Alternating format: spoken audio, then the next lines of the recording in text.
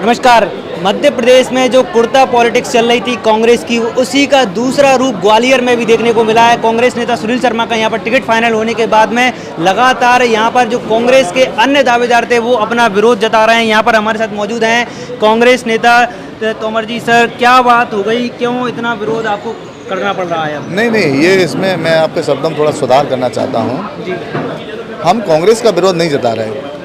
हमारा विरोध है कि जिस व्यक्ति को यहाँ टिकट दिया गया है वो जीतने के योग्य नहीं है। एक बात, क्योंकि पिछला चुनाव 34,000 से हार चुके हैं। दूसरी बात कि वो व्यक्ति की जो आस्था है कांग्रेस पार्टी के प्रति संदिग्ध हैं। वो सिंधिया जी के बी टीम के हिस्से हैं। सिंधिया वही व्यक्ति है जिसने भारतीय राष्ट्रीय कांग्रेस की चुनी हुई 2018 की सरकार को गिराकर भारतीय जनता पार्टी की सरकार बनवाई थी।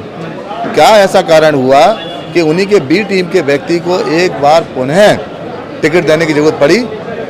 यहाँ का कार्यकर्ता इस बात से बहुत दुखी है, बहुत हद प्रभाव है। अच्छा, कमलनाथ जी ने कहा था कि सर्वे के आधार पर टिकट दी जाएंगे। हो सकता है उन्होंने ग्राउंड पर 3 साल में काफ़ी काम किया होगा, इस वजह से उनका फीडबैक अच्छा है, इस वजह से उनको टिकट मिल गया होगा।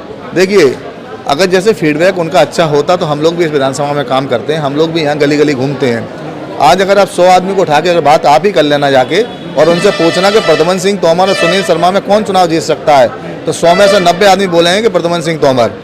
तो ये तो आप खुद सर्वे कर सकते हैं। हम घूम रहे हैं, हम बता रहे हैं। अगर हमें ऐसा लगता कि इनके प्रति लोगों के मन में विचार बदले हैं, आस्था बदली है और इनकी जो भावना है वो कांग्रेस पार्टी में आस्था रखने वाली बन गई है।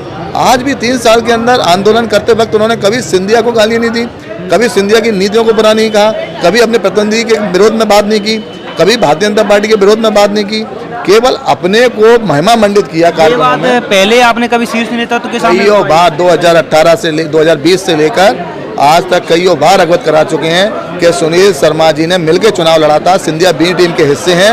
अब जो गलती हो गई उसको उसकी पुनरावृत्ति ना की जाए।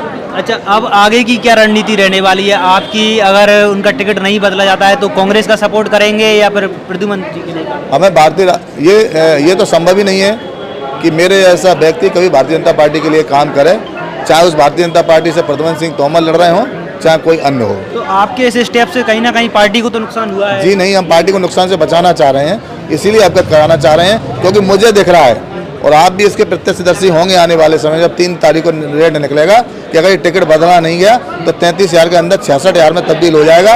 उस समय हम सब कांग्रेसियों की नाक कट जाएगी, हमारा एक विधायक जाएगा और एक एक विधायक की इस समय कीमत है, एक एक विधायक की लड़ाई है। चूंकि हम माननीय कमलनाथ जी को मुख्यमंत्री बनाना चाहते हैं, मध्य प्रदेश के अंदर कांग्रेस सरकार स्थापित करना चाहते हैं। हम चाहते हैं कि ग्वालियर विधानसभा की सीट पुनः वापस आए, जो गद्दारी करके भारतीय जनता पार्टी के पास गई थी। लेकिन ऐसे निर्णय से हमको दिख रहा है, यहाँ के कार्यकर्ता को महसूस हो रहा है कि हम अपनी फतह हासिल नहीं कर सकते। अच्छा, यहाँ पर एक विशेष चीज़ देखने को मिली, जितने भी नेता थे, चाहे योगेंद्र तोमर हों, सौरभ तोमर हों, राजेंद्र तोमर जी हैं, सारे क्षत्रिय नेता ही एक तरह से लामबंद हो गए। तो क्या इसको जातिवादी समीकरण से भी देख सकते हैं? असल में क्या है कि क्षत्रिय बाहुल्य सीट होने के नाते यहाँ दावेदार क्षत्रियों की संख्या ज़्यादा थी।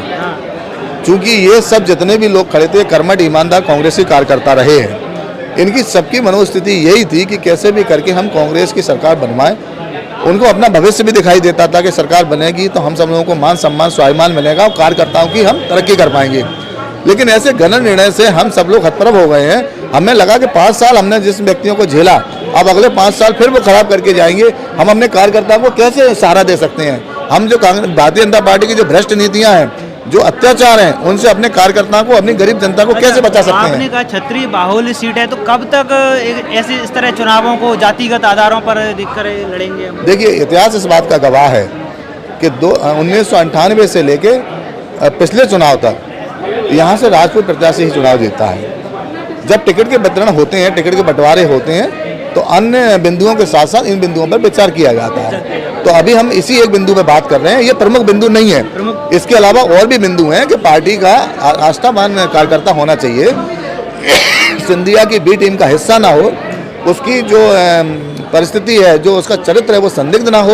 अच्छा, आप इनमें से जो 4-5 लोगों ने प्रेस कॉन्फ्रेंस की, इनमें से कोई अभी नाम तय हो पाया है आपसी सहमति से कि इनको टिकट दे दिया? सवाल आज टिकट पाने का नहीं है। सवाल ये है कि ईमानदार किसी भी कर्मठ कार्यकर्ता को टिकट दे दो, हम सब मिलकर उसकी सीट निकाल के देंगे। आगे किस हद तक जाने वाले हैं अभी आप? ये रणनीति हमने आग्रह किया है आप लोगों के माध्यम से अपने वरिष्ठ नेतृत्व से।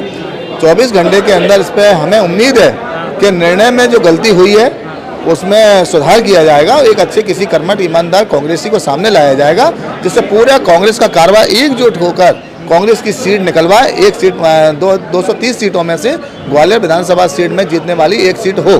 ठीक है, तो यहाँ पर हमारे साथ मौजूद है कांग्रेस नेता योगेंद्र तोमर जी, और जो खास बातचीत यहाँ पर हमारे साथ हुई है इसके बारे में आपका क्या सोचना है, आप अपनी राय कमेंट बॉक्स में जरूर लिखें। और ग्वालियर से कांग्रेस का कौन प्रबल दावेदार हो सकता है यह भी आप कमेंट करके जरूर बताएं, यदि आप ग्वालियर विधानसभा में रहते हैं तो। धन्यवाद।